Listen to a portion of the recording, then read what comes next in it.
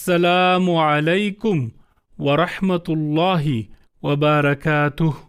Selamat datang di Jumat Berkah, Perum Taman Permata Indah.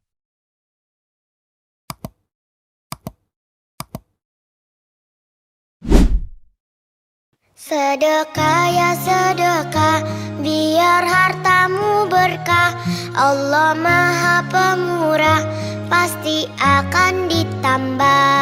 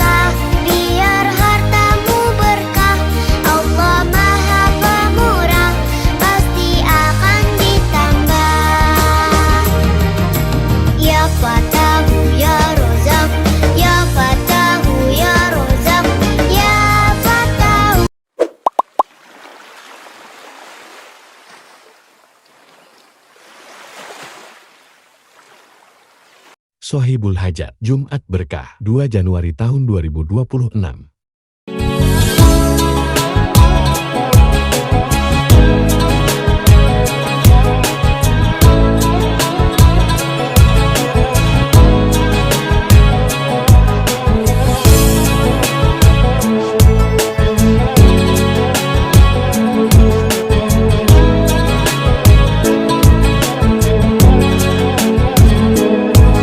Sohibul Hajat, Jumat Berkah, 9 Januari tahun 2026.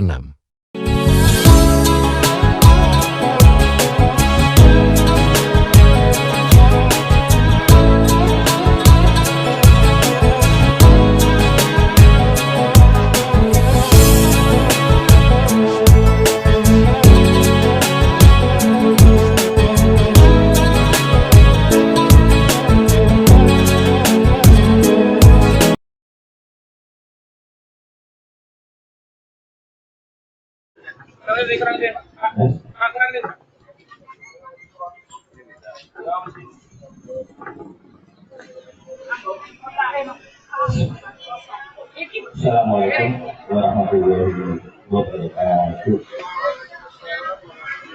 Baik, di samping saya ada Pak RT dan Pak Ustadz itu yang akan memimpin doa di awal tahun 2026 untuk kegiatan Jumat Berkah.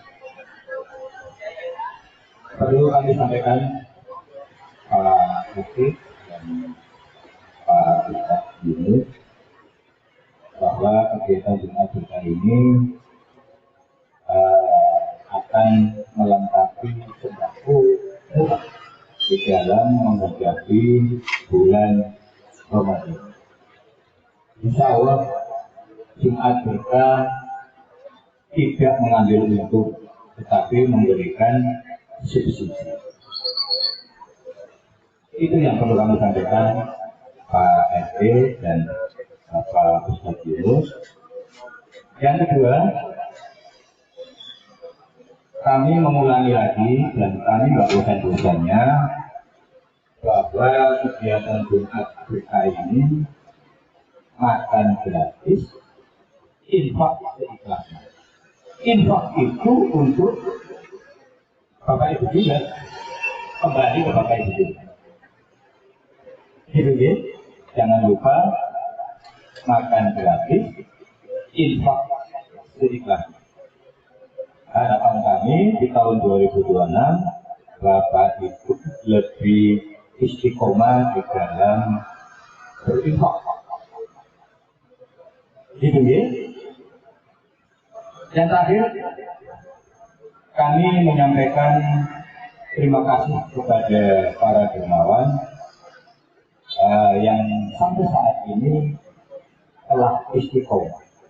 Dan harapan kami dari tim Jumat Berkah lebih istiqomah lagi di tahun 2002.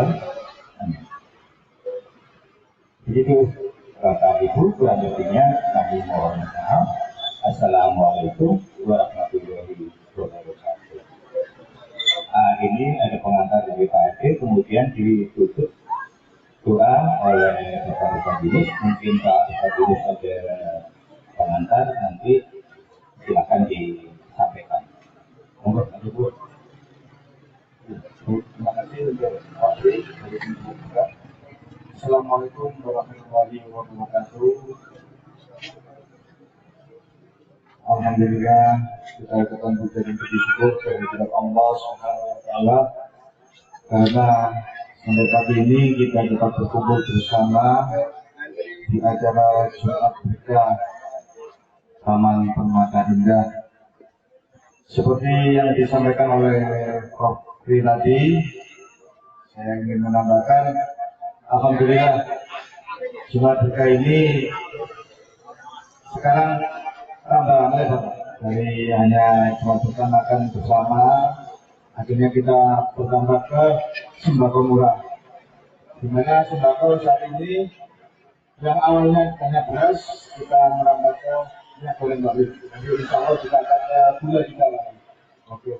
Saya selaku Ketua RT 20 mewakili warga RT 20 dan masyarakat sekitar RT 20 mengucapkan terima kasih banyak kepada tim Jumat Berkah, kepada para donatur.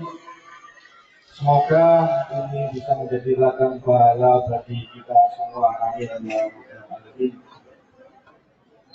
Dan alhamdulillah ini Jumat Berkah pertama di tahun 2026. Ini kita mulai juga dengan minyak goreng murah dan rebus beras murah. Saya ucapkan terima kasih kepada tim Jumat Berkah dan para donatur. Semoga kita semua dapat ridho dari Allah Subhanahu wa taala. Demikian sambutan saya. Selanjutnya saya Ustadz Yunus monggo. Terima kasih. Alhamdulillah tadi telah disinggung oleh Bapak Profesor Yono bahwa sekarang kita di bulan Rajab dengan itu masuk Syakban, kemudian insyaallah mudah-mudahan kita sampai bulan Ramadan. Nah, bulan ini mari kita tingkatkan kebaikan kita, Bapak Ibu yang selama ini menjadi donatur, mudah-mudahan semakin bertingkat, meningkat, ya. Kemudian rezekinya semakin lancar, keluarganya semakin sakinah, bahagia, mewah. Nah, begitu juga untuk kita semua. Nah, sebagai syukur kita, mari kita mulai acara ini dari Jumat Berkah awal tahun 2016 dengan doa besar. A'udzubillahi minasyaitonir rajim. Bismillahirrahmanirrahim. Alhamdulillahirabbil alamin. Hamdan katsiran thayyiban mubarakan fih. Hamdan yu'ti ni'amahu wa yukafi mazidah. Ya Rabbana lakal hamdu kama yanbaghi li jalali wajhikal karim wa 'azimi sultanik. Ya Allah, hanya dengan nikmat-Mu ya Allah kami bisa melaksanakan kegiatan ini. Catatlah ini sebagai amal kebaikan kami ya Allah yang akan menambah berat beban kami dalam menerima amal-amal kami di akhirat nanti ya Allah. Ya Allah, mudahkanlah semua urusan yang terlibat di dalam kegiatan ini, baik donatur maupun pelaksana, sehingga semua yang menikmati hidangan donatur kami ya Allah. Berikanlah keberkahan. Ya Allah, berikanlah keberkahan. Berikanlah keberkahan dalam kehidupan kami ya Allah. Rabbana taqabbal minna innaka antas samiul alim wa tub 'alaina innaka antat tawwabur rahim. Alhamdulillahirabbil alamin. Assalamualaikum warahmatullahi wabarakatuh.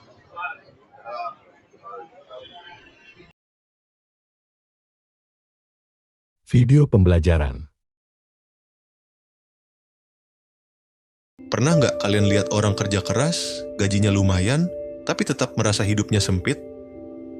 Sementara ada orang sederhana, penghasilan biasa-biasa saja, tapi hidupnya tenang, cukup, bahkan bisa berbagi. Rahasianya ada pada ilmu keuangan ala Rasulullah yang jarang dibahas, tapi sangat logis kalau kita pelajari. Tanpa berlama-lama, langsung aja kita bahas. Kalau kita bicara soal uang atau harta, biasanya orang langsung mikir, berapa banyak yang bisa saya kumpulkan? Tapi Rasulullah mengajarkan cara pandang yang berbeda. Rasulullah menekankan bahwa harta itu bukan milik mutlak kita, tapi amanah dari Allah. Kita cuma dititipi dan kelak akan ditanya, dari mana harta itu diperoleh dan untuk apa digunakan. Jadi bukan sekadar berapa banyak, tapi bagaimana proses dan pemanfaatannya. Mari kita pakai logika sederhana. Kalau uang murni hasil kerja keras, kenapa ada orang kerja dari pagi sampai malam, banting tulang, tapi tetap miskin? Sedangkan ada orang lain yang bekerja dengan waktu lebih singkat, tapi hidupnya lebih berkecukupan? Itu membuktikan bahwa rezeki bukan sekadar soal usaha, tapi juga soal takdir dan keberkahan. Tapi jangan salah paham. Rasulullah tidak pernah mengajarkan kita untuk malas dengan alasan rezeki sudah ditentukan. Beliau justru memberi contoh kerja keras. Sejak muda, beliau berdagang ke Syam. Beliau terkenal jujur sampai mendapat julukan Al-Amin. Beliau selalu menekankan pentingnya bekerja dengan tangan sendiri. Bedanya, Rasulullah menempatkan harta sebagai alat, bukan tujuan. Kalau kita menjadikan uang sebagai tujuan hidup, hasilnya gampang stres, gelisah, iri, bahkan rela menempuh jalan haram demi uang. Tapi kalau uang dianggap alat, maka kita akan lebih santai. Kerja keras iya, tapi bukan sampai diperbudak. Rasulullah juga mengingatkan bahwa kekayaan sejati bukan diukur dari banyaknya harta, tapi dari hati yang merasa cukup. Beliau bersabda, bukanlah kaya itu karena banyaknya harta, tetapi kaya adalah hati yang selalu merasa cukup. Kalau kita tarik ke kehidupan modern, ada orang bergaji 20 juta tapi merasa selalu kurang, bahkan berhutang.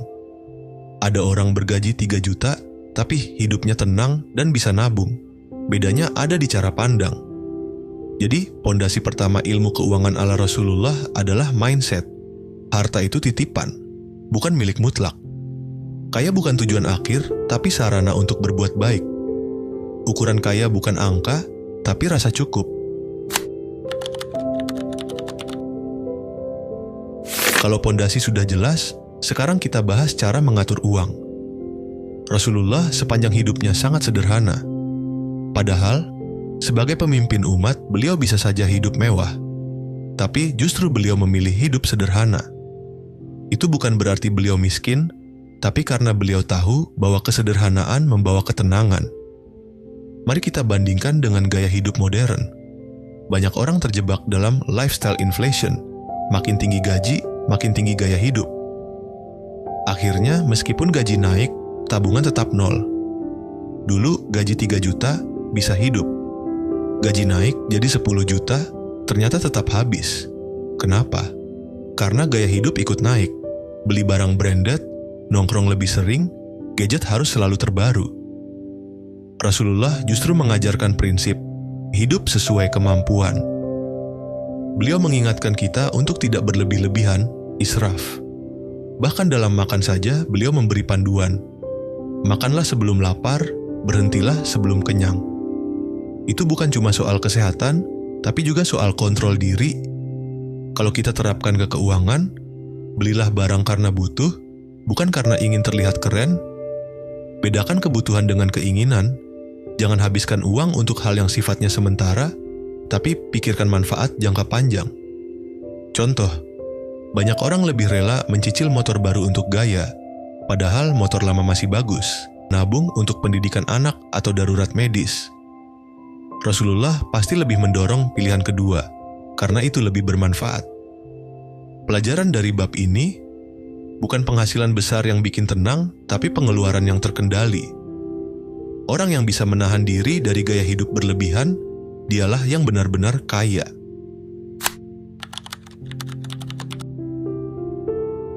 Nah, sekarang kita bahas soal keberkahan. Kalau bicara rezeki, banyak orang cuma mikir jumlah. Tapi Rasulullah mengajarkan konsep yang lebih dalam, barakah. Barakah artinya rezeki yang sedikit bisa mencukupi banyak kebutuhan. Rezeki yang biasa-biasa saja terasa cukup, dan rezeki itu membawa kebaikan. Contohnya nyata, 1. Ada orang gaji 3 juta, tapi cukup buat keluarga, bahkan bisa bantu orang lain. 2. Ada orang gaji 30 juta, tapi selalu kurang, hutang sana-sini, rumah tangga berantakan. Bedanya di keberkahan. Rasulullah memberi resep mendapatkan keberkahan. 1. Sedekah. Secara matematika, kalau kita kasih uang 100.000 ke orang lain, uang kita jelas berkurang. Tapi Rasulullah bilang, harta tidak akan berkurang karena sedekah. Bagaimana bisa? Karena Allah gantikan dengan cara lain. Bisa jadi kita terhindar dari musibah besar, atau tiba-tiba ada rezeki tambahan dari arah tak disangka. Kalau dipikir logis, sedekah itu investasi sosial. Kita bantu orang, orang itu mendoakan kita. Kita bantu masyarakat, kita menciptakan lingkungan yang lebih baik. Itu pasti berbalik ke diri kita. 2. Zakat. Zakat itu seperti membersihkan harta. Kalau harta kita kotor karena ada hak orang lain yang tidak ditunaikan, maka harta itu jadi tidak berkah. Tapi kalau dibersihkan dengan zakat, harta itu jadi ringan dan membawa kebaikan. 3. Kejujuran. Rasulullah terkenal jujur dalam berdagang. Hasilnya, semua orang percaya pada beliau. Dalam dunia modern, reputasi itu sangat mahal. Orang yang jujur dipercaya, usahanya lancar, rezekinya mengalir. Jadi, keberkahan itu bukan mitos, tapi sangat logis. Kalau kita ikuti prinsip ini, uang kita bukan cuma cukup, tapi juga memberi ketenangan.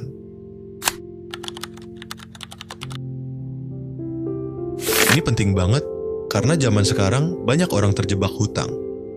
Rasulullah sangat berhati-hati dengan hutang. Beliau sering berdoa agar dijauhkan dari hutang. Bahkan beliau pernah mengatakan, orang yang mati dalam keadaan berhutang, maka rohnya akan tergantung sampai hutangnya dilunasi. Kenapa Rasulullah begitu keras soal hutang? Karena hutang itu bisa menghancurkan hidup. Logikanya begini, hutang membuat orang hidup dalam bayang-bayang masa lalu. Gaji bulan ini belum dipakai, sudah terpotong untuk bayar cicilan. Akhirnya orang kerja bukan untuk masa depan, tapi untuk menutup masa lalu. Itu membuat stres dan gelisah. Di dunia modern, hutang bahkan dipasarkan seakan-akan solusi. Pinjaman online, cicilan 0%, kartu kredit, semua didorong. Padahal itu jebakan. Banyak orang akhirnya gali lubang tutup lubang, hutang menumpuk, hidup berantakan. Rasulullah tidak melarang hutang, tapi memberi aturan. 1. Hutang hanya untuk kebutuhan penting, bukan untuk gaya. 2. Niatkan sungguh-sungguh untuk melunasi. 3. Jangan menunda kalau sudah mampu bayar. Contoh modern, hutang untuk rumah, KPR, masih masuk akal karena itu kebutuhan pokok. Tapi hutang hanya untuk beli iPhone terbaru, padahal HP lama masih berfungsi. Jelas itu melanggar prinsip Rasulullah. Pelajaran bab ini, hutang itu seperti api, kalau dipakai hati-hati bisa bermanfaat. Tapi kalau main-main, bisa membakar habis hidup kita.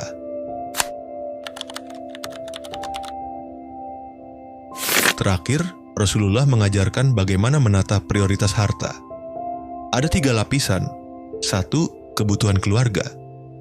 Rasulullah menekankan bahwa menafkahi keluarga adalah ibadah. Bahkan, beliau bilang, 1 dinar yang kau belanjakan untuk keluargamu, itu yang paling besar pahalanya. Jadi tanggung jawab utama kita adalah memastikan keluarga cukup makan, pendidikan, kesehatan, dan kebutuhan pokok lainnya. 2. Berbagi dengan orang lain. Setelah kebutuhan keluarga terpenuhi, Rasulullah mendorong kita untuk berbagi. Entah lewat sedekah, infak, atau membantu orang yang kesulitan. Rasulullah bahkan bilang, sebaik-baik manusia adalah yang paling bermanfaat bagi manusia lain. 3. Investasi akhirat. Rasulullah mengingatkan bahwa harta tidak kita bawa mati. Yang kita bawa hanyalah amal. Jadi harta terbaik adalah yang dipakai untuk amal jariah, wakaf, bangun masjid, bantu pendidikan, dan sebagainya. Amal jariah ini akan terus mengalir meskipun kita sudah meninggal. Kalau kita tarik ke kehidupan modern, banyak orang sibuk menabung untuk pensiun, tapi lupa menabung untuk akhirat. Padahal tabungan dunia hanya bertahan beberapa puluh tahun, sementara tabungan akhirat bertahan selamanya. Rasulullah juga menunjukkan bahwa kaya itu bukan masalah. Banyak sahabat beliau kaya raya seperti Abdurrahman bin Auf dan Utsman bin Affan. Tapi bedanya, mereka menjadikan harta sebagai alat untuk kebaikan. Harta mereka justru membuat umat lebih kuat, bukan sekadar dipakai untuk kesenangan pribadi. Itulah ilmu keuangan ala Rasulullah yang jarang diajarkan. Kalau kita terapkan, insya Allah keuangan jadi lebih sehat, hati lebih tenang, dan hidup lebih berkah. Video pembelajaran. Kebodohan nomor 1. Salah paham tentang uang sejak dini. Akar dari segala masalah keuangan. Oke, mari kita mulai dari yang paling fundamental. Pertanyaan yang kelihatannya sepele, tapi sebenarnya krusial. Uang itu sebenarnya apa sih? Jangan langsung mikir lembaran kertas berwarna-warni atau saldo digital di rekeningmu ya. Karena hakikat uang jauh lebih dalam dari itu. Uang pada dasarnya adalah sebuah alat tukar yang disepakati bersama untuk mempermudah transaksi ekonomi. Coba bayangkan zaman dulu, orang masih pakai sistem barter. Kamu punya ayam tapi butuh beras. Kamu harus keliling kampung mencari orang yang punya beras dan kebetulan lagi butuh ayam. Ribet banget kan?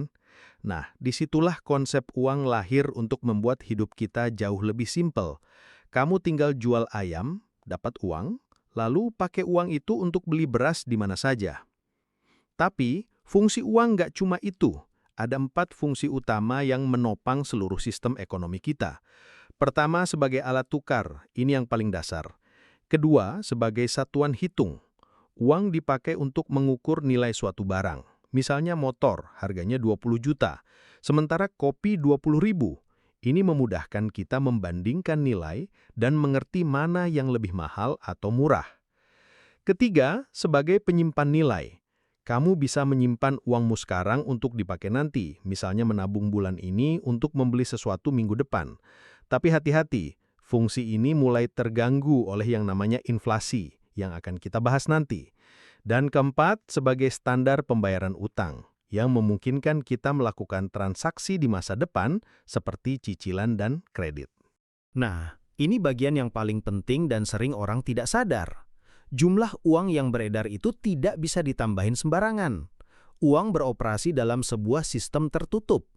Di Indonesia, satu-satunya lembaga yang berhak mencetak atau menciptakan uang adalah Bank Indonesia. Kalau kamu coba-coba cetak sendiri di rumah, itu namanya pemalsuan dan hukumannya penjara. Kenapa harus dibatasi? Karena kalau semua orang tiba-tiba punya banyak uang, harga semua barang bakal naik gila-gilaan. Itulah yang disebut hiperinflasi, seperti yang terjadi di Venezuela atau Zimbabwe. Di sana, negara mencetak uang semaunya, dan akhirnya uang mereka jadi hampir tak bernilai. Kamu bisa butuh setumpuk uang hanya untuk membeli sebutir telur. Jadi nilai uang bukan berasal dari bahan kertasnya, tapi dari kepercayaan kolektif kita bahwa uang itu bisa digunakan untuk membeli sesuatu.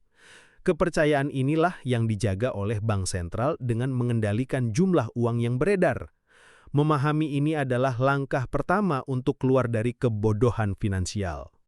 Kebodohan nomor 2, menjual waktu demi uang. Satu-satunya karir yang diajarkan sekolah. Coba deh kamu ingat-ingat lagi. Dari SD sampai kuliah, pesan yang ditanamkan di kepala kita kan hampir selalu sama. Belajar yang rajin, dapat nilai bagus, disiplin, dan kerjakan semua tugas. Tujuannya cuma satu, supaya nanti setelah lulus kita bisa dapat kerja yang bagus. Sejak kecil, kita semua dibentuk untuk mengejar apa yang disebut pendapatan aktif. Artinya, kamu menukar waktumu dengan uang. Kamu kerja, kamu dapat duit. Kalau kamu nggak kerja, ya kamu nggak dapat apa-apa. Sesederhana itu. Ini bukan hal yang jelek kok. Sebagian besar dari kita memulai dari sini. Masalahnya adalah, sekolah membuat kita percaya bahwa ini adalah satu-satunya jalan dan merupakan tujuan akhir dari hidup. Sekolah tidak pernah membocorkan rahasia kelamnya. Jika kamu hanya mengandalkan pendapatan aktif seumur hidupmu, kamu divonis untuk terjebak dalam lingkaran setan yang dikenal sebagai rat race. Ini adalah siklus ababi. Kerja sampai capek, dapat gaji. Gajinya habis, lalu kerja lagi. Terus berulang sampai tua. Yang tidak pernah ada dalam kurikulum adalah konsep pendapatan pasif. Tidak pernah ada guru yang bilang, selain kerja di kantor, kamu juga bisa loh bikin sistem biar duit datang sendiri walau kamu lagi tidur. Padahal di dunia nyata, inilah yang membedakan orang yang bisa bebas secara finansial dengan yang tidak. Bayangkan, ada orang yang punya 3 rumah kontrakan atau saham di perusahaan besar, dan tiap bulan mereka dapat jutaan rupiah tanpa harus bekerja setiap hari. Mereka bisa liburan dan punya banyak waktu, sementara kita masih terjebak macet dan pusing mengatur sisa gaji. Kenapa ini tidak diajarkan? Karena sistem sekolah pada dasarnya dibentuk bukan untuk menciptakan pengusaha atau investor, melainkan untuk mencetak pegawai yang patuh untuk mengisi sistem industri. Mindset yang dibentuk adalah lulus dengan nilai bagus, masuk perusahaan stabil, terima gaji bulanan, dapat THR, lalu pensiun. Padahal pendapatan aktif sangat rentan. Kalau kamu sakit atau kena PHK, penghasilanmu bisa langsung jadi 0. Pendapatan pasif, di sisi lain, datang dari aset atau sistem yang sudah kamu bangun, seperti properti yang disewakan, dividen saham, atau royalti. Uangnya tetap masuk meskipun kamu sedang tidak bekerja. Ingatlah rumus sederhananya. Pendapatan aktif membuatmu bertahan hidup, tapi pendapatan pasiflah yang membuatmu bebas. Kebodohan nomor 3. Gaji naik, cicilan menggila. Seni menjadi miskin dengan pendapatan besar. Siapa sih yang nggak mau punya gaji belasan, puluhan, bahkan ratusan juta per bulan? Kelihatannya keren, pasti bisa hidup enak, bisa healing tiap bulan, dan bisa upgrade gaya hidup. Tapi di balik angka-angka yang menggiurkan itu, ada sebuah jebakan berbahaya yang banyak orang tidak sadari. Namanya middle class trap atau jebakan kelas menengah. Ini adalah sebuah sangkar emas, kondisi di mana gajimu memang lumayan, tapi kamu tetap merasa kekurangan, nggak punya waktu, dan nggak bisa keluar dari siklus kerja habis. Begini cara kerjanya. Saat awal kerja mungkin gajimu 5 juta. Kamu tinggal di kosan 1 juta, ke kantor naik motor, dan makan di warteg seharga 15.000. Hidup terasa cukup. Tapi begitu gajimu naik, gaya hidupmu ikut naik lebih cepat. Kamu pindah ke apartemen seharga 4 juta, membeli mobil dengan cicilan 5 juta per bulan, dan mulai rutin ngopi di coffee shop seharga 50.000 setiap hari. Setiap kali ada kenaikan gaji, pengeluaranmu juga ikut membengkak. Akhirnya, gaji yang tadinya besar terasa pas-pasan juga, nggak ada sisa. Kamu jadi bekerja keras hanya untuk membayar semua keputusan gaya hidup yang terinspirasi dari orang sukses versi Instagram. Inilah letak bahayanya. Semakin tinggi gajimu dan gaya hidupmu, semakin besar juga rasa takutmu kehilangan pekerjaan itu. Kamu jadi takut mengambil resiko, mau mulai bisnis, sayang meninggalkan gaji yang sudah nyaman, mau istirahat sejenak, cicilan jalan terus bro. Di atas kertas, kamu mungkin kelihatan kaya, tapi sebenarnya kamu terjebak oleh gaya hidup yang kamu ciptakan sendiri. Penyebab utama jebakan ini adalah kegagalan kita membedakan antara pendapatan dan kekayaan. Pendapatan adalah apa yang kamu dapat setiap bulan, sedangkan kekayaan adalah apa yang berhasil kamu simpan, kembangkan, dan investasikan. Banyak sekali orang yang berpendapatan tinggi tapi kekayaannya nol. Nol tabungan, nol investasi, nol aset. Kalau mereka dipecat hari ini, mungkin mereka tidak bisa bertahan hidup sampai 2 bulan ke depan. Jadi, yang terpenting bukanlah seberapa besar gaji yang kamu dapatkan, tapi seberapa cerdas kamu mengelola dan mengubahnya menjadi kekayaan. Gaji tinggi hanyalah alat, bukan tujuan akhir. Kebodohan nomor 4. Membeli liabilitas dan menyebutnya aset, kesalahan finansial paling umum. Banyak orang merasa sudah paham soal keuangan karena bisa menabung dan mencicil rumah atau mobil. Tapi begitu mendengar konsep dari Robert Kiyosaki, banyak yang langsung merasa tertampar oleh kenyataan. Menurutnya, definisi aset dan liabilitas yang diajarkan di sekolah itu berbeda total dengan definisi yang dipakai orang kaya. Di sekolah kita diajarkan aset adalah semua yang punya nilai, seperti rumah, mobil, atau perhiasan. Tapi Kiyosaki bilang, lupakan itu semua. Definisinya jauh lebih simpel dan brutal. Aset adalah sesuatu yang memasukkan uang ke kantongmu, sedangkan liabilitas adalah sesuatu yang mengeluarkan uang dari kantongmu. Sesederhana itu, tapi dampaknya luar biasa. Mari kita lihat contoh paling umum, rumah pribadi. Di mata kebanyakan orang, rumah adalah aset terbesar karena nilainya bisa naik. Tapi, menurut Kiyosaki, kalau rumah itu kamu tinggali sendiri, maka itu adalah liabilitas. Kenapa? Karena setiap bulan, rumah itu terus-menerus menyedot uang dari kantongmu untuk bayar KPR, listrik, pajak, dan biaya perawatan. Rumah itu tidak memberimu uang, malah menguras uangmu. Begitu juga dengan mobil pribadimu. Selain nilainya yang terus turun, ada biaya bensin, servis, dan pajak yang harus kamu bayar. Jika mobil itu tidak kamu pakai untuk menghasilkan uang, maka itu adalah liabilitas. Sebaliknya, properti yang kamu sewakan adalah aset.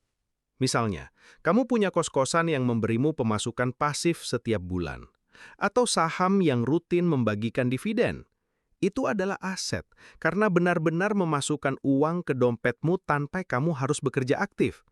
Makanya Kiyosaki bilang, orang kaya membeli aset, orang miskin dan kelas menengah membeli liabilitas tapi menyebutnya aset.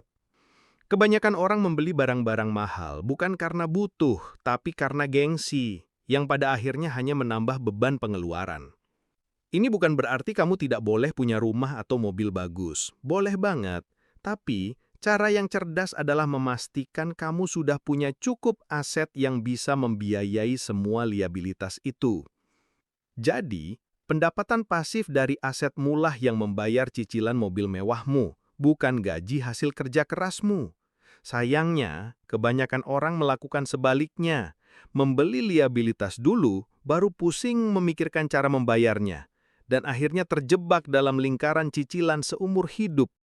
Kebodohan nomor 5. Menabung sama dengan rugi. Kebenaran pahit tentang inflasi yang tak pernah diajarkan. Kamu pernah ngerasa nggak sih? Dulu jajan Rp10.000 bisa dapat banyak, sekarang rasanya cuma dapat angin. Atau ingat harga mie instan waktu SD, yang sekarang harganya sudah naik berkali-kali lipat. Itu bukan perasaanmu doang, itu namanya inflasi. Ini adalah kenyataan pahit di mana nilai uangmu terus menyusut setiap tahun. Secara sederhana, inflasi adalah kondisi di mana harga barang dan jasa naik terus-menerus, yang artinya daya beli uangmu menurun. Uangmu tidak hilang, tapi kemampuannya untuk membeli sesuatu jadi makin lemah. Masalahnya, banyak orang berpikir, yang penting saya rajin menabung. Padahal inilah kebenaran yang tidak pernah diajarkan di sekolah. Kalau kamu cuma menaruh uangmu di tabungan bank biasa yang bunganya sangat kecil, bahkan seringkali di bawah angka inflasi nasional, artinya kamu secara perlahan kehilangan nilai uang. Bayangkan begini, kamu menabung 10 juta di bank dengan bunga 2% setahun, tapi inflasi tahun itu 5%. Secara daya beli, uangmu sebenarnya malah berkurang 3% dalam setahun itu. Tanpa kamu sadari, kamu makin miskin dalam diam. Menyimpan uang di tabungan tanpa diinvestasikan, itu seperti menyimpan es batu di luar kulkas. Pelan-pelan pasti mencair. Inflasi adalah musuh diam-diam yang terus menguras kekayaanmu. Tapi selain inflasi, ada satu lagi musuh tak terlihat yang permainannya lebih rumit. Pajak. Kebanyakan dari kita tidak pernah diajari cara kerja pajak selain melihatnya sebagai potongan gaji. Orang biasa berpikir, dapat gaji, bayar pajak, selesai. Gajimu dipotong PPh 21 langsung oleh perusahaan, dan kamu tidak bisa berbuat apa-apa. Namun, orang kaya memainkan permainan yang berbeda, seperti catur. Mereka berpikir, bagaimana cara menstrukturkan pendapatan dan aset agar pajak yang saya bayar menjadi minimum, namun tetap legal. Caranya adalah dengan menerima penghasilan melalui perusahaan. Dengan begitu, mereka bisa mengeluarkan uang untuk biaya operasional terlebih dahulu, seperti gaji karyawan, sewa kantor, bahkan biaya mobil perusahaan, dan pajak hanya dikenakan pada sisa keuntungan bersihnya. Ini adalah strategi, bukan penggelapan. Memahami cara kerja dua musuh tak terlihat ini adalah kunci agar kamu tidak terus kehilangan uang tanpa menyadarinya. Kebodohan nomor 6, mengabaikan kekuatan super finansial, bunga majemuk, dan leverage. Ada dua kekuatan super di dunia keuangan yang jika kamu kuasai, bisa mengakselerasi perjalananmu menuju kebebasan. Sayangnya, keduanya hampir tidak pernah disinggung di sekolah. Kekuatan pertama adalah leverage atau daya ungkit. Konsep dasarnya adalah bagaimana kamu mendapatkan hasil yang lebih besar dengan usaha yang sama atau lebih kecil. Dalam keuangan, yang paling penting adalah time leverage atau daya ungkit waktu. Kita semua tahu pepatah waktu adalah uang, tapi sebenarnya waktu jauh lebih mahal daripada uang. Uang yang hilang bisa dicari lagi, tapi waktu yang sudah lewat tidak akan pernah bisa kembali. Karena kamu hanya punya 24 jam sehari, kamu tidak bisa menambahnya. Tapi kamu bisa melipat gandakan hasil dari jam yang kamu punya jika kamu mengerti cara kerja leverage. Contohnya, kamu bisa menggunakan waktu orang lain. Jika kamu punya tim 5 orang yang bekerja selama 1 jam, kamu akan mendapatkan hasil setara 5 jam kerja. Kamu juga bisa menggunakan teknologi atau sistem. Misalnya, kamu membuat satu video YouTube dalam 8 jam. Video itu akan terus bekerja untukmu, ditonton ribuan kali bahkan saat kamu sedang tidur. Itulah leverage.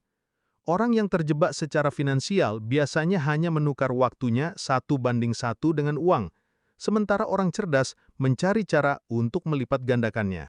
Kekuatan super kedua, yang bahkan disebut Albert Einstein sebagai keajaiban dunia ke-8, adalah bunga majemuk atau compound interest. Di sekolah, kita hanya diajari menabung di celengan. Kita tidak pernah diajari bahwa uang yang kita simpan bisa tumbuh dengan sendirinya lewat efek bola salju. Secara sederhana, bunga majemuk adalah bunga yang kamu dapatkan dari bunga sebelumnya, bukan hanya dari modal awal. Misalnya, kamu investasi 10 juta dengan bunga 10%. Tahun pertama, uangmu jadi 11 juta. Tahun kedua, bunga 10% dihitung dari 11 juta, bukan 10 juta lagi.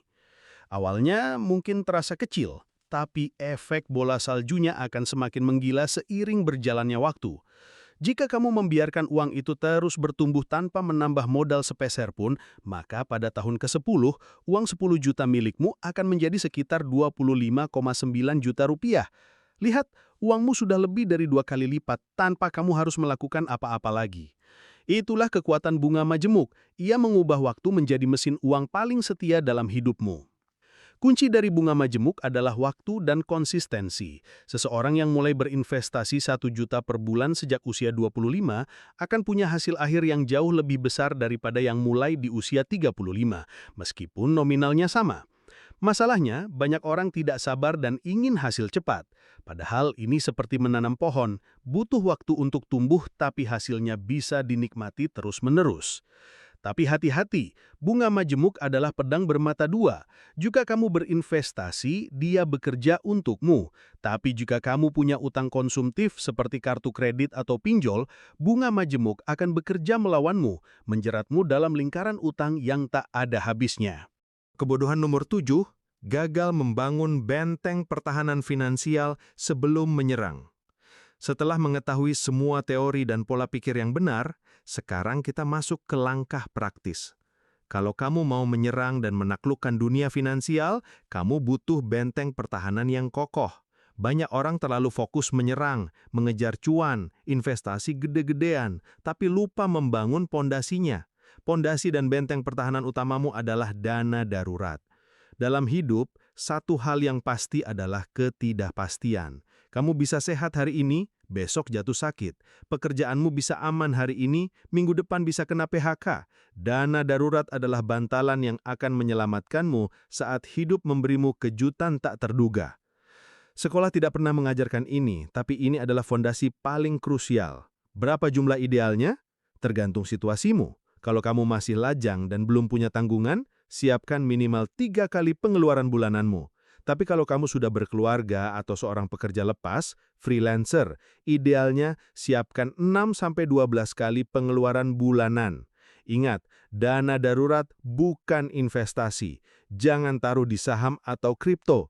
Tujuannya adalah keamanan dan likuiditas, artinya mudah dicairkan kapan saja. Simpan di rekening terpisah atau reksadana pasar uang. Nah, setelah benteng pertahananmu kokoh, barulah kamu siap untuk menyerang. Serangan paling efektif untuk mencapai kebebasan finansial adalah dengan wirausaha. Tapi tunggu dulu, wirausaha yang sesungguhnya bukanlah sekedar jualan. Banyak orang mengira mereka berwirausaha, padahal mereka hanya mengganti bos mereka dengan diri sendiri. Mereka membuka coffee shop, tapi mereka juga yang menjadi barista, kasir, dan manajernya. Jika mereka sakit atau liburan, bisnisnya ikut berhenti. Itu bukan pengusaha, itu pekerja lepas dalam bentuk bisnis. Wirausaha sejati adalah tentang membangun sistem. Sistem yang membuat bisnismu tetap berjalan dan menghasilkan uang meskipun kamu sedang tidak ada di sana. Bayangkan McDonald's, pendirinya tidak lagi membalik burger. Sistem yang mereka ciptakan berupa SOP, alur kerja, dan pelatihan memastikan semua berjalan dengan standar yang sama. Inilah tujuan akhirnya, membangun mesin yang bisa bekerja untukmu. Karena dengan sistem, pendapatanmu tidak lagi terikat pada waktumu, dan disitulah letak kebebasan yang sesungguhnya. Jadi, itulah tadi beberapa kebodohan finansial fundamental yang sayangnya tidak pernah kita pelajari di sekolah. Kita sudah membongkar semuanya, mulai dari apa itu uang sebenarnya, jebakan pendapatan aktif, sangkar emas kelas menengah, hingga perbedaan krusial antara aset dan liabilitas. Kita juga sudah membahas musuh-musuh tak terlihat seperti inflasi, serta kekuatan super seperti bunga majemuk dan leverage yang bisa mengakselerasi perjalanan finansialmu. Intinya, sekolah itu penting, tapi jelas bukan segalanya. Dunia nyata punya aturan mainnya sendiri, terutama dalam urusan uang. Jika kamu ingin selamat dan sukses, kamu tidak bisa hanya mengandalkan ijazah. Kamu harus mengambil tanggung jawab untuk mengupgrade dirimu sendiri, terus belajar soal uang, investasi, bisnis, dan yang terpenting, pola pikir yang benar mulai dari sekarang. Kebebasan finansial bukanlah sesuatu yang diajarkan di kelas, melainkan sesuatu yang harus kamu perjuangkan sendiri. Ingat, uang hanyalah alat, bukan tujuan akhir. Pada akhirnya, yang terpenting adalah kita yang memegang kendali atas uang, bukan uang yang mengontrol hidup kita. Ciao!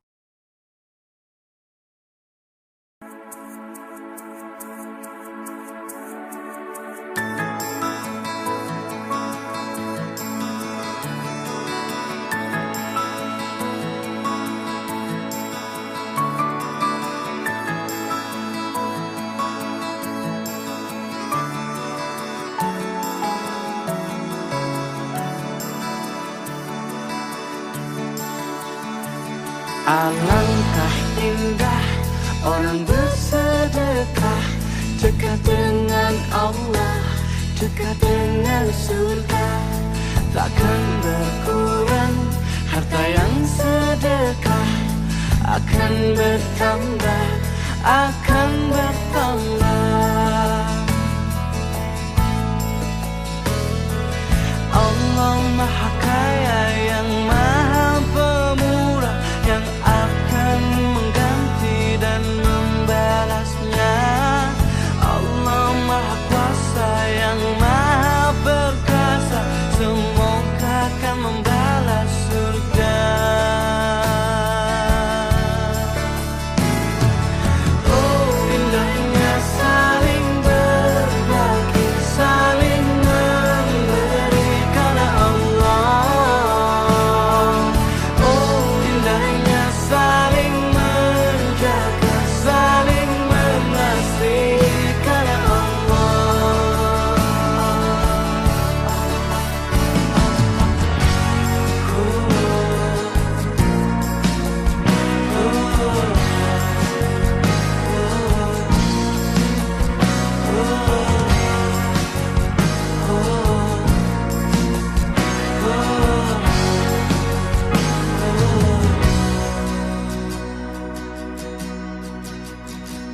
Alangkah indah orang bersedekah, dekat dengan Allah, dekat dengan surga. Takkan berkurang harta yang sedekah, akan bertambah, akan bertambah. Oh, indahnya saling berbagi, saling memberi karena Allah. Oh, indahnya saling menjaga, saling mengasihi karena Allah. Allah Maha Kaya yang Maha Pemurah, yang akan mengganti dan membalasnya. Allah Maha Kuasa yang Maha Perkasa, semoga akan membalas surga. Oh, indahnya saling berbagi, saling memberi karena Allah. Oh, indahnya saling menjaga, saling mengasihi karena Allah. Oh, indahnya saling berbagi, saling memberi karena Allah. Oh, indahnya saling menjaga, saling mengasihi karena Allah.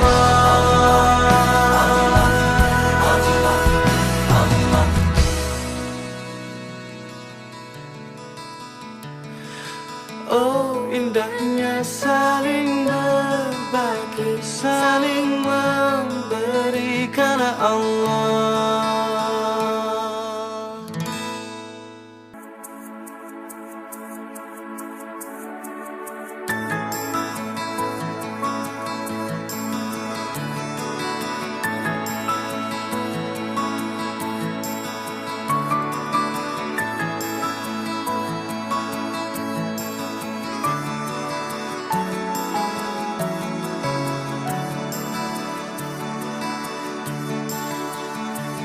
Alangkah indah orang bersedekah, dekat dengan Allah, dekat dengan surga. Takkan berkurang harta yang sedekah, akan bertambah, akan bertambah.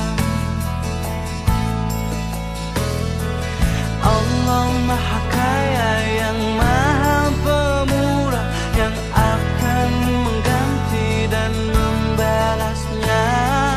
Allah Maha Kuasa yang Maha Perkasa, semoga akan membalas surga. Oh,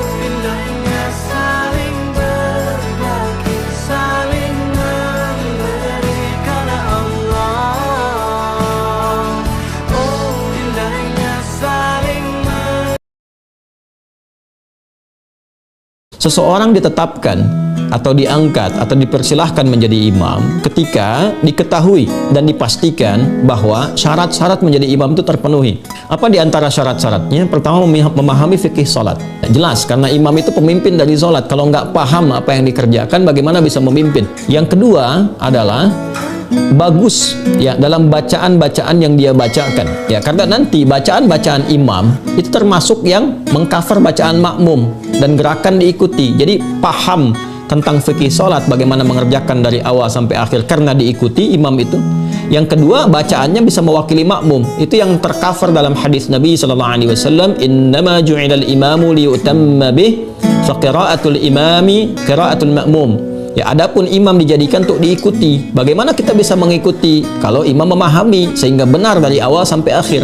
Makanya sebelum menentukan imam itu, maka harus dipahamkan dulu tentang fikih. Paling disukai Rasulullah Shallallahu Alaihi Wasallam bukan uang, tapi ini. Tahu nggak kalau ada satu jenis sedekah yang paling disukai Rasulullah Shallallahu Alaihi Wasallam? Bukan uang, bukan emas, tapi sesuatu yang sering kita anggap sepele. Apa itu? Yuk simak sampai habis. Dalam sebuah riwayat hadis, sahabat Sa'ad bin Ubaidah pernah bertanya kepada Rasulullah Shallallahu Alaihi Wasallam, wahai Rasulullah, sesungguhnya sedekah apakah yang paling utama? Rasulullah pun menjawab, sedekah berupa air. Hadis riwayat Abu Daud. Masya Allah, kenapa sedekah air? Karena air adalah kebutuhan dasar semua makhluk hidup. Bahkan setetes air bisa menyelamatkan orang yang kehausan. Bayangin, cuma dengan memberi air, kamu bisa dapat pahala besar dari Allah Subhanahu wa Ta'ala. Contohnya gimana? Kamu bisa ngebagiin air mineral ke tukang parkir, atau Pak Ogah, pengatur jalan di simpangan. Sedekah ini kecil, tapi manfaatnya. Dan ngasih, saran saya, lupakan. Jangan diungkit-ungkit, lupakan. Makanya bahasa Qurannya, qaulun ma'rufun, wa maghfiratun khairum min sadaqatin yatba'uha adza. Kata-kata yang baik, ya, dan maghfirah, permohonan ampun, maaf. Ya, kalau nggak bisa ngasih, minta maaf, langsung kemudian lupakan. Jangan diungkit-ungkit, jangan macam-macam, supaya tidak hilang pahalanya. Begitu sudah itu dilakukan, itu lebih bagus. Bahkan saat antum nggak punya pun, berkata baik lebih bagus daripada ngasih, tapi seringkali diungkit-ungkit atau dengan kalimat yang tidak menyenangkan. Inilah kisah Nabi Sulaiman yang memindahkan istana Ratu Balkis dalam satu kedipan mata. Saat itu Nabi Sulaiman tengah melakukan perjalanan bersama bala tentaranya. Burung hudud datang membawa kabar yang luar biasa. Ia berkata, "Aku datang dari negeri Sabah. Di sana ada seorang ratu bernama Balkis. Ia memimpin dengan penuh kemegahan. Namun kaumnya menyembah matahari." Untuk memastikan kebenarannya, Nabi Sulaiman menulis sebuah surat dan berkata, "Bawalah surat ini Hudhud dan letakkan di hadapan Ratu Balkis." Surat itu akhirnya sampai. Ratu Balkis terheran. Siapa yang berani mengirim surat langsung kepadaku? Ia membacanya perlahan. "Dengan nama Allah yang Maha Pengasih lagi Maha Penyayang. Janganlah engkau menyombongkan diri kepadaku. Datanglah kepadaku dengan berserah diri kepada Allah." Ratu Balkis pun mengumpulkan para penasihat dan menterinya. Ia menunjukkan surat itu dan bertanya, "Apa yang harus aku lakukan?" Setelah berdiskusi panjang, ia mengirim utusan dengan membawa hadiah emas dan permata, berharap bisa menenangkan hati Nabi Sulaiman. Tapi, Nabi Sulaiman menolak. Para utusan pun kembali dan menceritakan betapa besar kekuasaan Nabi Sulaiman. Mendengar kabar itu, Ratu Balkis memutuskan untuk datang sendiri bersama rombongannya, tapi Nabi Sulaiman telah mengetahui niatnya. Beliau memerintahkan seorang lelaki saleh untuk mendatangkan singgasana Ratu Balkis dalam sekejap mata. Dengan izin Allah, ketika Ratu Balkis tiba, ia terkejut melihat istananya sudah berada di hadapannya. Ratu Balkis menunduk kagum. Ketika ia melangkah masuk ke istana yang lantainya berkilau bagai air, ia mengangkat gaunnya menyangka itu genangan air. Nabi Sulaiman tersenyum. "Itu bukan air, tapi lantai kaca." Ratu Balkis pun sadar, kekuatan ini bukanlah sihir, melainkan tanda kebesaran Allah. Dengan hati bergetar, ia berkata, "Ya Allah, aku telah menzalimi diriku sendiri. Kini aku berserah diri bersama Nabi Sulaiman kepada Allah, Tuhan semesta alam." Hati-hati antum punya sifat ini. Pelit. Rasul sallallahu alaihi wasallam mengatakan, la yajtami'u imanun wa syuhun fi jawfil abdi.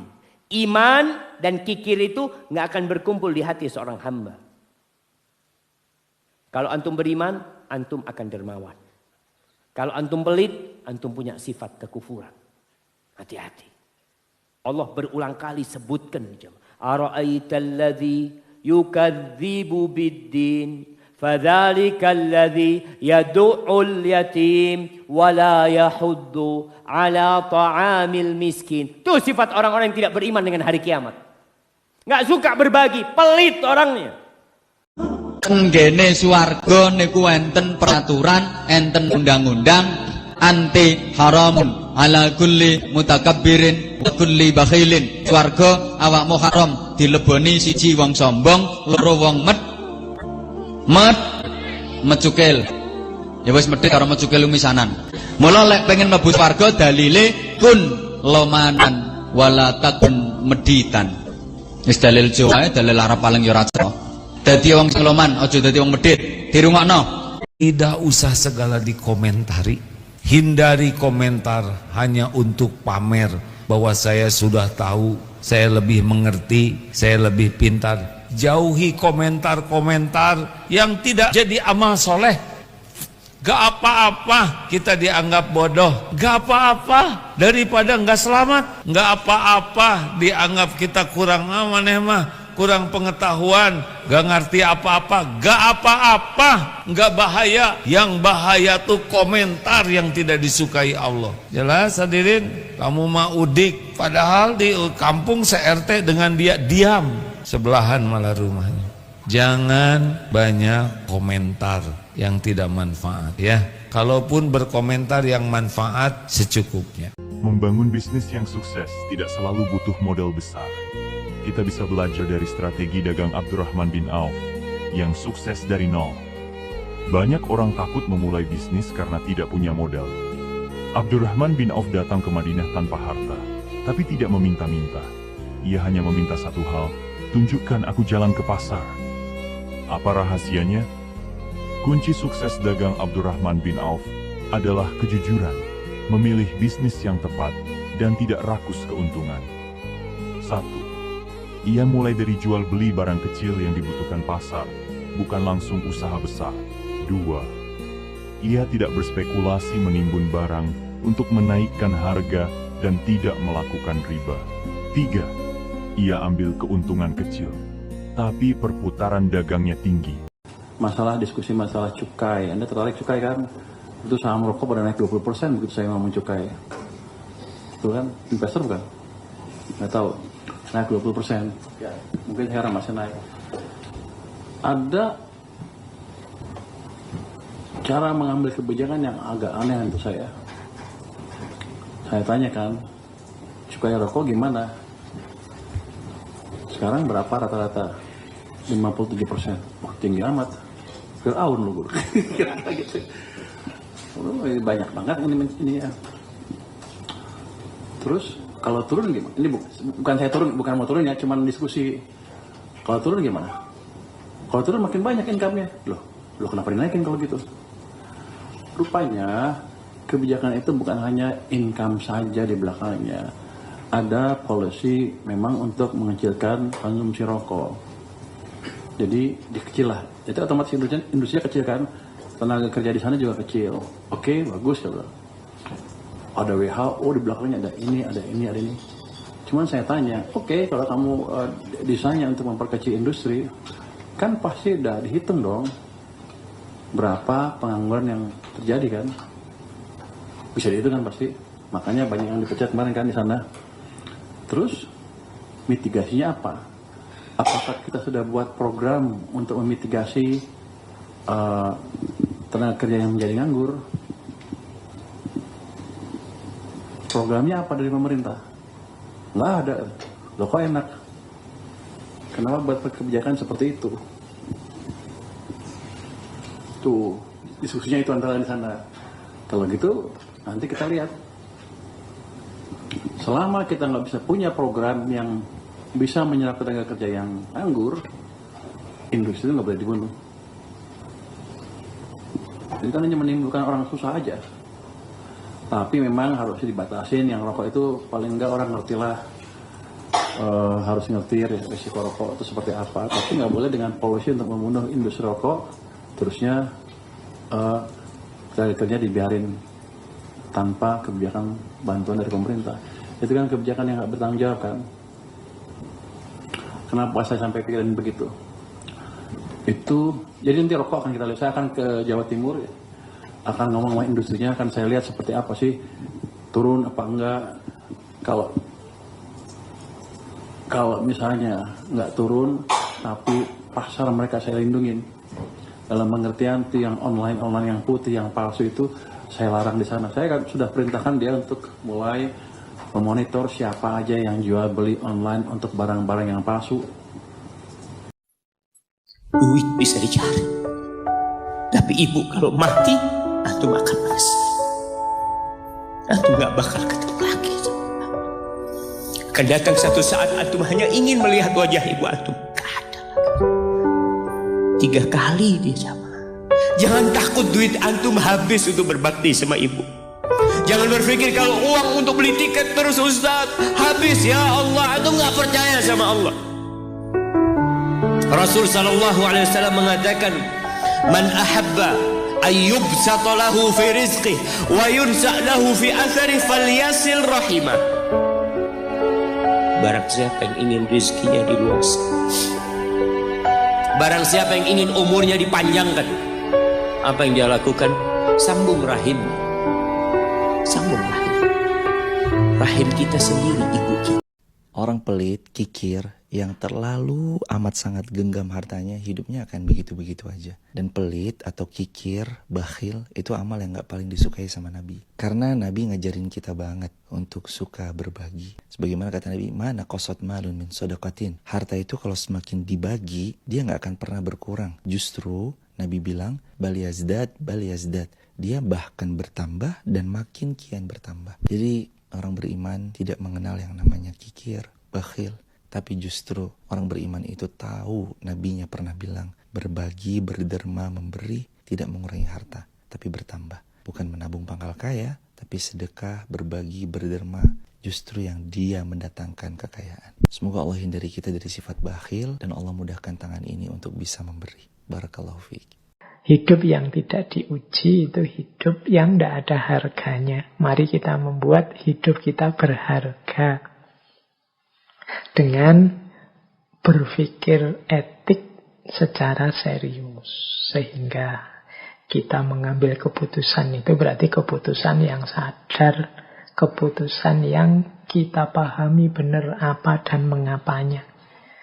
Seorang wanita di dalam bas memberikan sayuran kepada seorang gadis. Gadis itu bertanya, berapa harganya? Wanita itu menjawab, Nona, harganya 315 rupiah. Gadis itu berkata, saya akan memberikan 53. Lalu dia berkata kepada temannya, lihat, saya mendapatkan sayuran seharga 315 hanya dengan 53 rupiah. Saat itu, bos mulai berjalan. Wanita itu mulai berteriak keras, Nona, uang saya, kembalikan uang saya. Kemudian wanita malang itu mulai menangis. Beberapa hari kemudian, di halte yang sama, wanita itu dengan cepat naik ke bas dan berkata, Nona, hari itu Anda membeli sayuran dan tidak membayar. Saya datang untuk mengambil uang saya. Hari itu bas sudah berjalan dan Anda tidak bisa membayar. Gadis itu berkata, begini saja, bawakan saya 1 kilogram tomat lalu saya akan membayar. Wanita itu berkata, ya, Nona, akan saya bawakan sekarang. Dia berlari, membawa tomat dan memberikannya. Nona, totalnya menjadi 368 rupiah. Tolong bayarlah hari ini. Kalau tidak saya akan sangat rugi. Apa yang akan dimakan anak-anak saya malam ini? Gadis itu berkata, kamu datang setiap hari saya akan membayar, sekarang pergilah. Wanita itu pergi dengan diam. Lalu gadis itu berkata kepada temannya, lihat, hari ini pun saya menghemat uang. Keesokan harinya, gadis yang sama pergi ke kantor dan berkata, Bu, gaji saya belum dibayar. Wanita di kantor berkata, bos tidak datang, besok akan diberikan. Keesokan harinya dia berkata lagi, Bu, gaji saya masih belum dibayar. Wanita itu berkata, belum datang, nanti kalau sudah ada akan diberikan. 3 hari kemudian, gadis itu langsung pergi ke manajer dan berkata, Pak, saya sudah berhari-hari meminta gaji. Kapan saya akan dibayar? Manajer berkata, dalam beberapa hari akan diberikan, jangan ganggu. Dia berkata, tolong Pak, saya ingin hak saya sudah bekerja keras. Manajer berkata, hak? Dan ketika wanita penjual sayur itu meminta haknya kepadamu, apa yang kamu katakan? Besok, kan? Sekarang ketika itu hakmu, kamu peduli. Tetapi mengapa kamu tidak peduli dengan haknya? Kamu harus malu. Kamu tahu wanita itu bekerja sepanjang hari dan hanya mendapatkan 420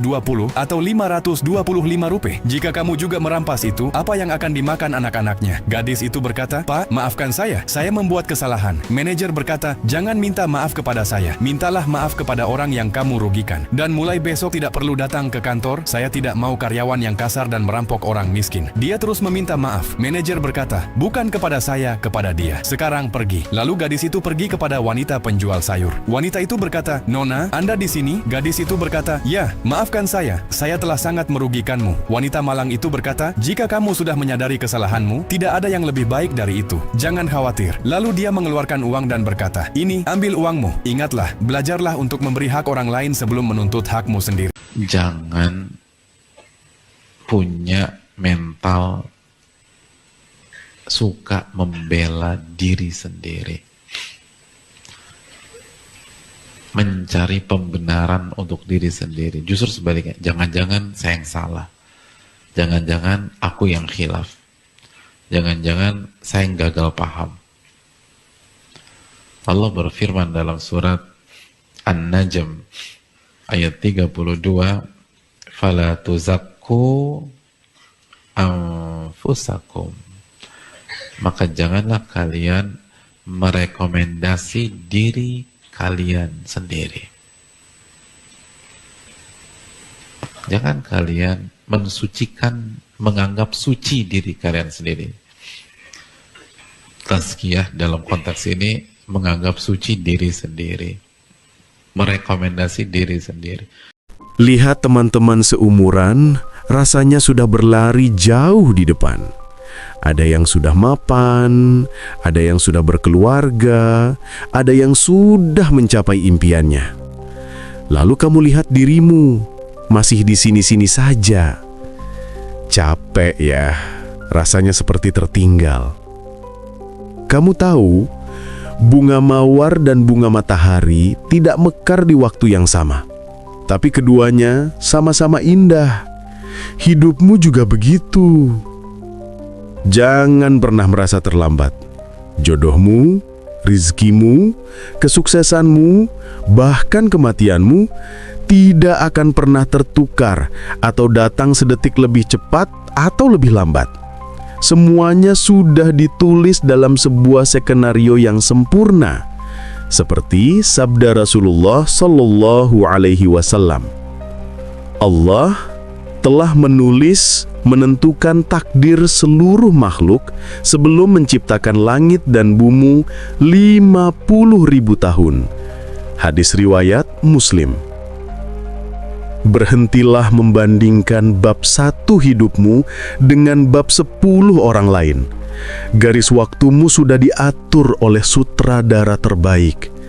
Tugasmu hanya terus berjalan dengan sabar dan ikhlas, perlahan namun pasti. Jadi ngeten kita dono gambaran akhirat kan.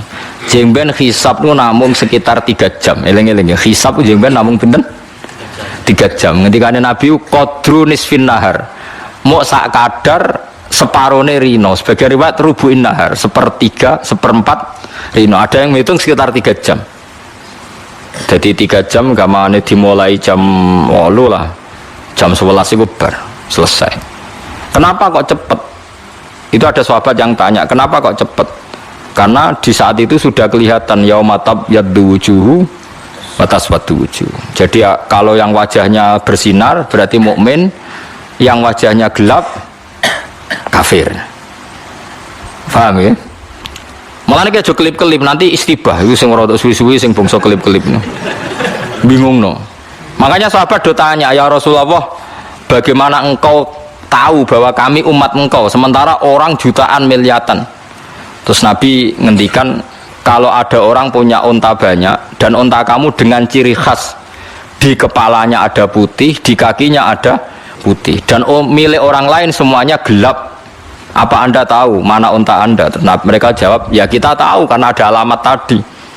Terus Nabi menjawab, inna ummati yut'auna yaumal qiyamati hurran muhajjalina min atharil wudu. Nanti umatku dipanggil dengan wajah menyala, ada nur, tangannya juga ada nur karena bekas air apa? Wudu. Terus ketika Nabi, faman aroda ayuti la hurratahu falyaf'al. Kalau ingin sinarnya lebih, maka wudunya harus ideal. Ideal itu ya misalnya bakso sirah gitu, semuanya, jangan hanya sebagian, meskipun sah, ya, meskipun apa? Sah. Sudah, kalau sudah tabyaddu wujuh atas wadu wujuh, terus yu'raful mujrimuna bisimahum fayukhadu bin nawasi wal aqdam. Jadi yang kelihatan fasik wes ditarik. Terus orang baik ya kelihatan simahum fi wujuhim min athari sujud. Yang biasa sujud wajahnya padang, ada nurnya. Itu disebut min asaris sujud. Jadi asari sujud buatan fisik teng dunya terus ana capek buatan. Maksudnya ini nur, napa? Nur. Tapi kaya aja suudon sing ngecap iso wae sujude suwi tenan. Tapi ora usah khusnudon teman-teman ya biasa ae maksudnya wis biasa ae maksudnya. Sing jelas namanane ulama asari sujud itu nur sing fil jabhah. Jadi nanti itu kalau biasa wudu niku ghurran muhajjalin min asaril wudu. Bukti kalau itu nur mergo ana ayat yauma taral mu'minina wal mu'minati yas'a nuruhum baina aydihim. Jadi saat itu orang mukmin ada nurnya di wajah. Itu nunjukno nek asari sujud maknane napa? Nur, cahaya nanti di hari kiamat. Jam 11 sampai dengan jam 1 malam kita ini harus sudah tidur pulas. Cukup 2 jam ini saja Pak, harus sudah tidur. Bapak mau sholat tahajud sepertiga malam, sholat tahajud nggak ada jam 12. Ya disunahkan untuk tidur dulu, ya kan? Jadi kalau mau bangun 2:30 ya harus tidur dulu, kan begitu Nabi mengatakan. Jadi jam 11 sampai jam 1 itu secara medis itu tubuh kita melakukan apa? Detoksifikasi. Tubuh kita membentuk antioksidan di malam hari di saat kita tidur yang berfungsi untuk menetralisir oksidasi. Jadi kalau 2 jam itu belum tidur, tidurnya di atas jam 1 terus, ya oksidasi naik jadi 3-4 kali lipat. Antioksidan tubuh kita lama-lama tekor, gampang tekornya Pak. Gitu kan?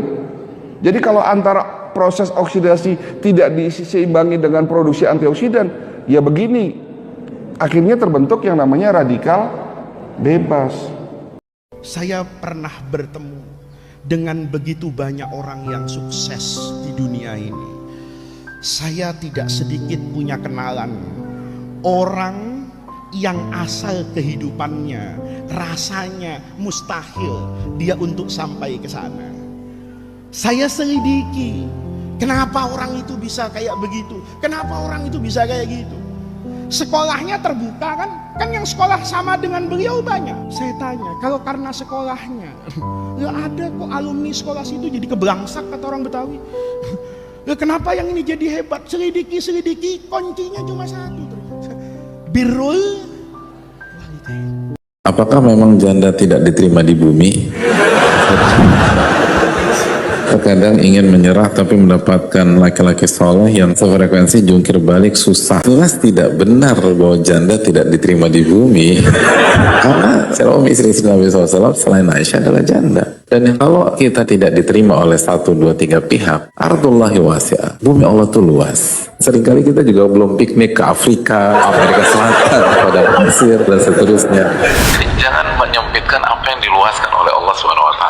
Ada banyak laki-laki yang bertakwa kepada Allah, ada banyak laki-laki yang tidak melihat status, tapi melihat bagaimana ketakwaan, keimanan, dan kualitas dari seorang wanita. Walaupun kita sepakat susah, karena Nabi SAW mengatakan an-nasu ka'ibili mi'ah, manusia itu seperti 100 unta, susah cari yang cocok. Makanya kan jangankan nyari pasangan hidup, nyari sahabat saja susah. Gimana nyari pasangan hidup? Setuju nggak mudah, tapi bukan berarti satu-satunya di muka bumi. Ada lah bi'idznillah. Dan husnudzan kepada Allah, ana inda dhanni 'abdi bi. Aku tergantung prasangka hambaku terhadap diriku. Dalam riwayat in khairan fa khairun wa in syarran fa syarr. Kalau prasangkanya baik maka baik, kalau buruk maka buruk. Jadi kalau prasangka kita bahwa saya nggak diterima di muka bumi, dia satu-satunya yang ada di muka bumi, bisa jadi kejadian.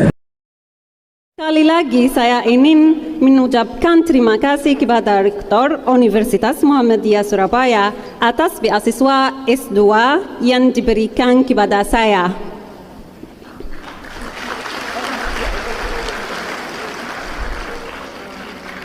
Mohon izin bertanya Pak Rektor, apakah saya juga akan diberikan beasiswa S3?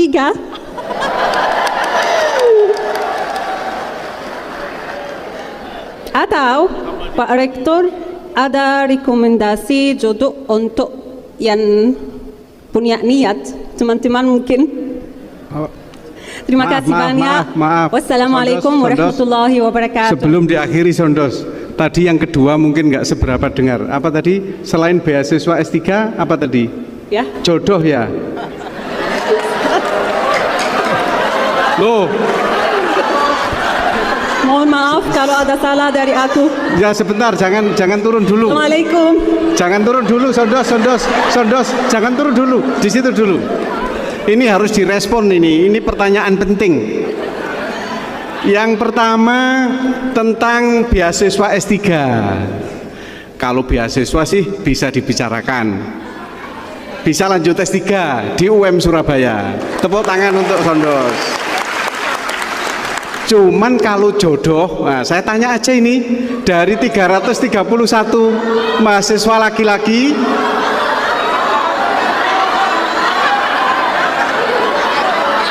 sebentar. Sebelum saya bikin tim, saya tanya dari 331 ini yang punya minat, punya kerentek di hati dengan Sondos, angkat tangan coba.